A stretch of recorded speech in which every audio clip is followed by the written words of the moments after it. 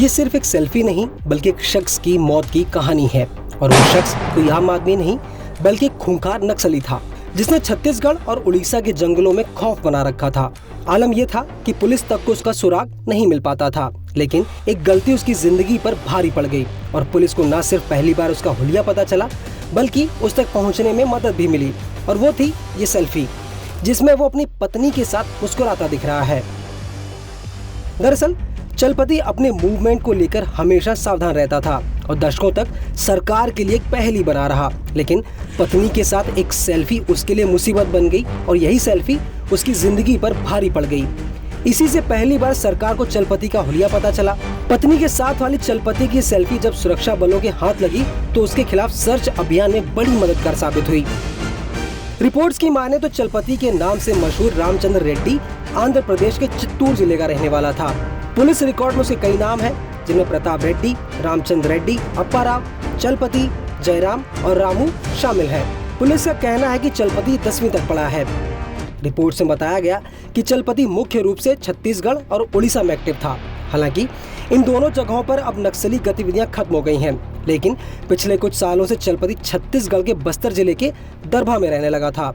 उसके घुटनों में समस्या आ गई थी, जिसकी वजह से वो ज्यादा चल फिर नहीं पाता था। उसकी उम्र करीब 60 साल थी।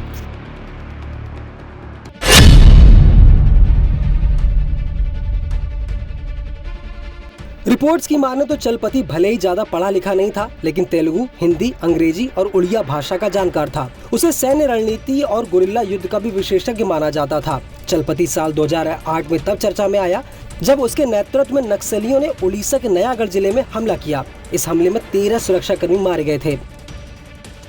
नक्सल विरोधी अभियान में शामिल अधिकारी बताते हैं कि नक्सली नेता रामकृष्ण, जो कि अब मर चुका है, वो इस हमले का मास्टरमाइंड था। ये अटैक 15 फरवरी 2008 को हुआ था। चलपति वह व्यक्ति था जिसने इस पूरी घटना को अंजाम दिया था। चलपति ने यह सुनिश्चित किया था कि नक्सली पुलिस शस्त्रागार को लूटने के बाद नयागढ़ शहर से भाग सके। हालांकि जब PWG समेत कई अंडरग्राउंड कम्युनिस्ट ग्रुप का विलय हुआ और CPI माओवादी का गठन हुआ, उसके बाद चलपति का संगठन में दबदबा और बढ़ गया और वो केंद्रीय कमेटी का सदस्य बन गया।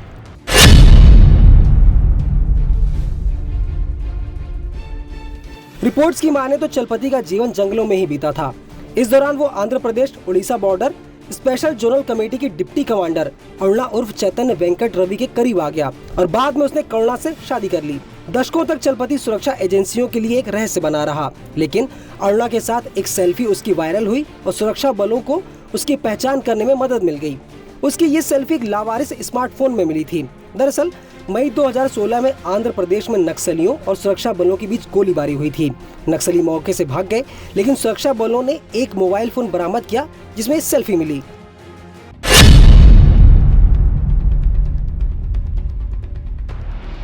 अब बड़ा सवाल ये है कि आखिर कैसे मारा गया चलपति।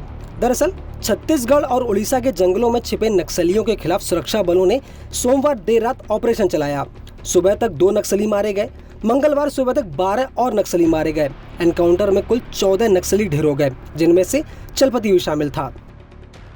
फिलहाल इस खबर पर आपकी क्या राय है, हमें कमेंट करके जरूर बताएं और ऐसी ही खबरों के लिए बने रहिए न्यूज़ 18 इंडिया के साथ।